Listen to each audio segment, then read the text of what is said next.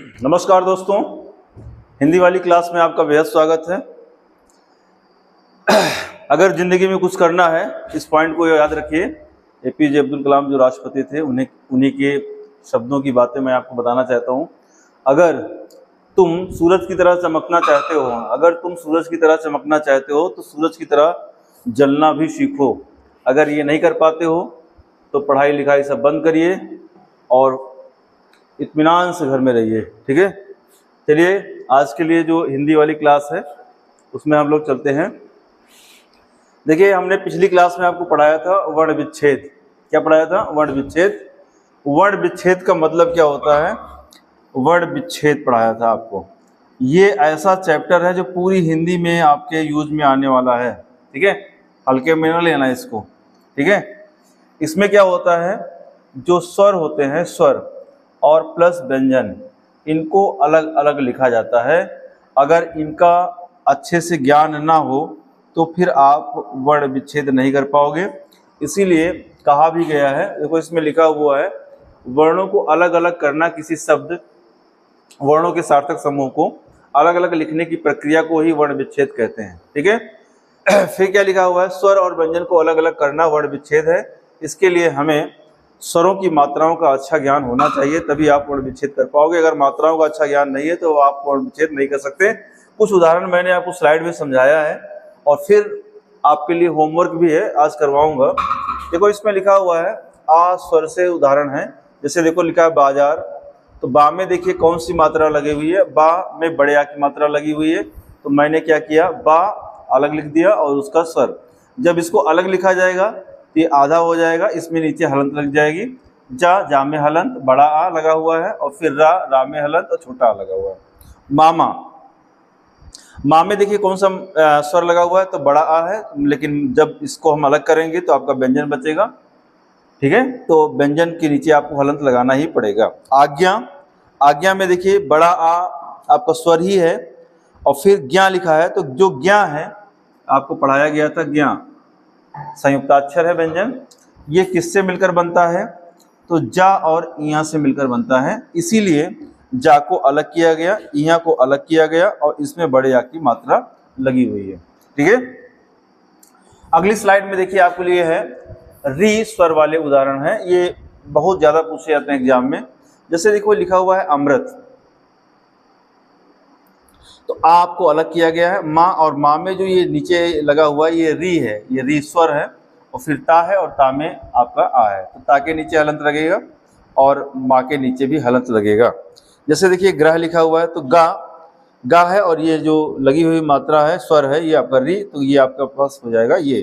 ठीक है, नृत्य में क्या हो जाएगा? आधी ये ना हो जाएगा क्योंकि री आपका अलग हो जाएगा, और ये आधी ता है, और फिर ये आपके पास आ जाएगा या। ठीक है, अगले स्लाइड में मैंने कुछ उदाहरण आपके लिए हैं, आप करके मेरे आगे आगे चलिए, मैं पीछे पीछे चलता हूँ। ठीक है, और जहाँ गलती करते हैं आप उसको तुरंत मिलाइए, और फिर आपके लिए जो है टेस्ट रखा जाएगा छोटा सा। पहले इसको आप करिए, फिर टेस्ट की बात करेंगे। ठीक है, देखिए इधर जैसे मैंने पहले आपको लिया है कृपा।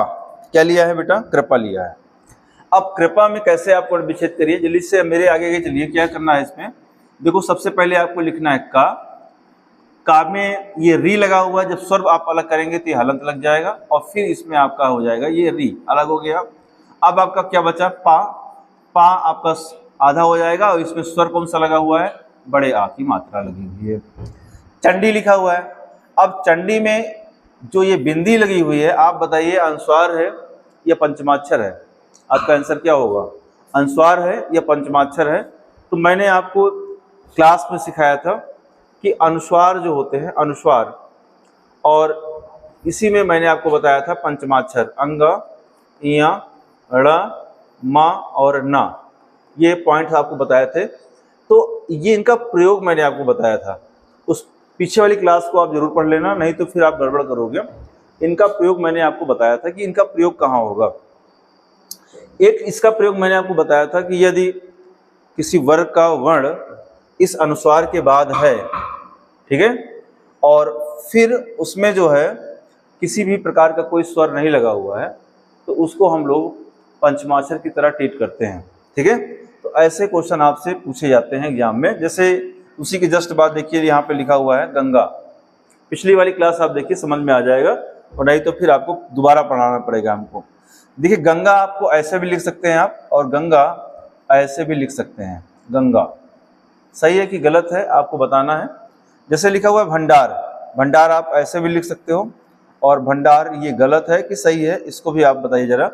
जैसे चंडी लिखा हुआ है, क्या चंडी आप ऐसे लिख सकते हो? तो हाँ जी लिख सकते हो, ये सब सही है।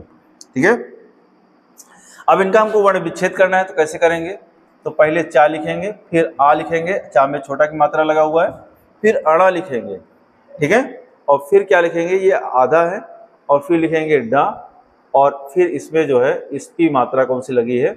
बड़ी ई की मात्रा लगी हुई है। ठीक है, अब जैसे गंगा है तो कैसे लिखोगे? गा आधा, फिर इसका जो है बड़े आ की मात्रा, इसमें छोटा मात्रा लगा हुआ है, और फिर लिखेंगे आप अंगा। अंगा कैसी है? आधा, और फिर आप लिखेंगे गा, और गा में बड़े आ की मात्रा। भंडार में कैसे लिखेंगे? भा आधा, फिर छोटा आ, फिर अड़ा, और फिर डा, और फिर आपका हो जाएगा बड़े आ की मात्रा, और फिर आपका हो जाएगा रा, और रा में आपका छोटा आ मात्रा। ठीक है, ऐसे भी क्वेश्चन आपसे एग्जाम में पूछे गए हैं। अगला है, देखो अगली जो है इसमें भी आपको री का बताया गया है। ये लिखा हुआ है दृष्ट। तो दृष्ट को कैसे लिखेंगे? पहले आप दा बनाइए, दा में कौन सी मात्रा लगी हुई है? री, तो आप इसको री लिख दीजिए। दा से आपने री अलग कर दिया इसलिए हलंत लग जाएगी। फिर इसमें क्या लिखा हुआ है? देखिए दृष्टि, तो ये जो मात्रा है छोटी की मात्रा, ये सा की नहीं है, टा की है। तो सबसे पहले हम क्या बनाएंगे? यहाँ पे सा। अब खटकोड़ वाली सा बन जाएगी ये, लेकिन आधी है। और फिर इसमें क्या बनेगा? टा, और टा में कौन सी मात्रा लगी हुई है? छोटी की मात्रा लगी हुई है। इसको भी आप समझ जाइए, ऐसे भी क्वेश्चन एग्जाम में आते हैं। अब देखो इसमें लिखा हुआ है राष्ट्रीय। अब राष्ट्रीय का जो बच्चा कल ले जाएगा वो परफेक्ट हो जाएगा वर्णमाला का, अर्थात वर्ण विच्छेद अच्छे से कर पाएगा। नहीं कर पाओगे तो आप फिर से पढ़ना पड़ेगा चैप्टर। देखिए इधर इसमें क्या करना है आपको? रा। अब रा का आपको स्वर जब अलग हो जाएगा तो इसमें बड़ा हो जाएगा, बड़ा या की मात्रा आ जाएगी। फिर देखिए इसमें क्या लिखा हुआ है? ये मूर्धा सा है आपका, तो मूर्धा सा कैसी है? आपकी आधी है। फिर इसमें क्या लिखा हुआ है? ये टा। अब आपको बताना है कि टा पहले आएगी कि रा पहले आएगी। राष्ट्रीय, तो यहाँ पे टा और ये यहाँ पे रा लिखा हुआ है। कैसे सबसे पहले आप यूज करेंगे इसको? तो इसमें सबसे पहले आपको क्या करना है?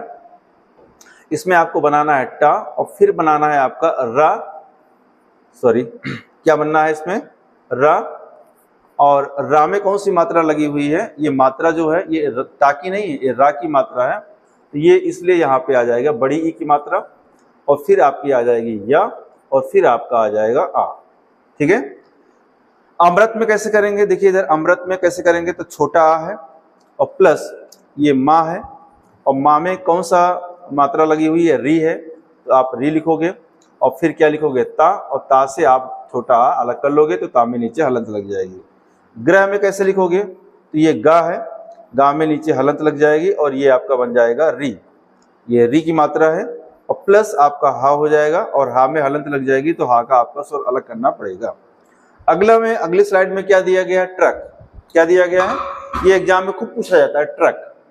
ट्रक में ये क्या लगा हुआ है? तो देखिए इसको मैंने आपको बहुत अच्छे से समझाया था कि हिंदी वर्णमाला में बहुत सारे ऐसे वर्ण हैं जिनको हम आधा नहीं लिख सकते हैं, और आधा लिखने के लिए उनको हम हलंत का यूज करते हैं। तो मैंने आपको देखिए इधर देख लेते हैं हम लोग। मैंने कहा था कि जो टा है इसको आधा नहीं लिख सकते, आधा लिखने के लिए क्या लगाएंगे? हलंत।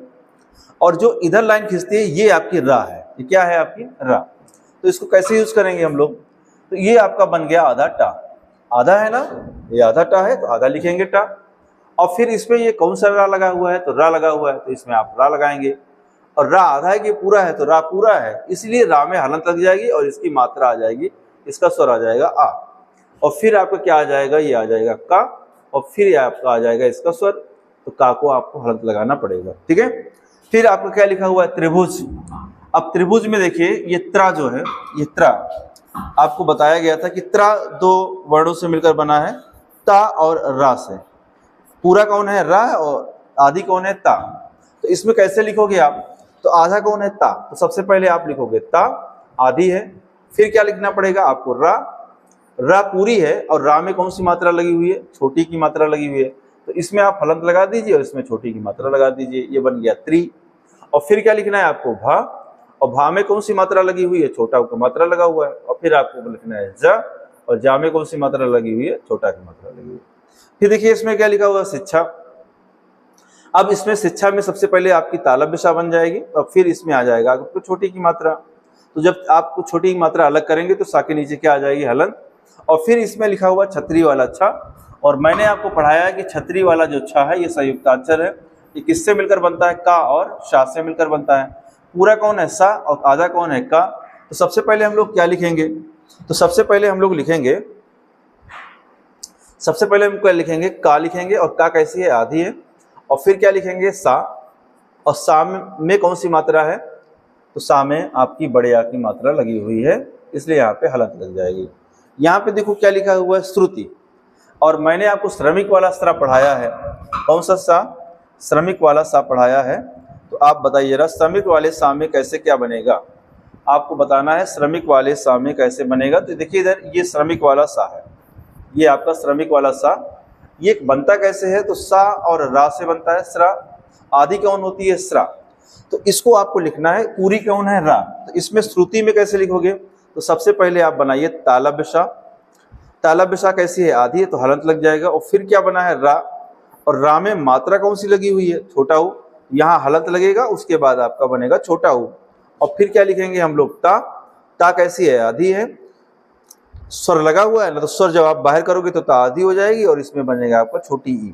ठीक है, तो ये वर्णमाला है आपका, और ये खत्म हो गया वर्णमाला आपका। ठीक है, हम लोग अगली क्लास में कुछ एक अलग चैप्टर लेके आएंगे, लेकिन ये चैप्टर पूरी हिंदी को बेस है, और इसको नहीं समझोगे तो हिंदी समझ में नहीं आएगी।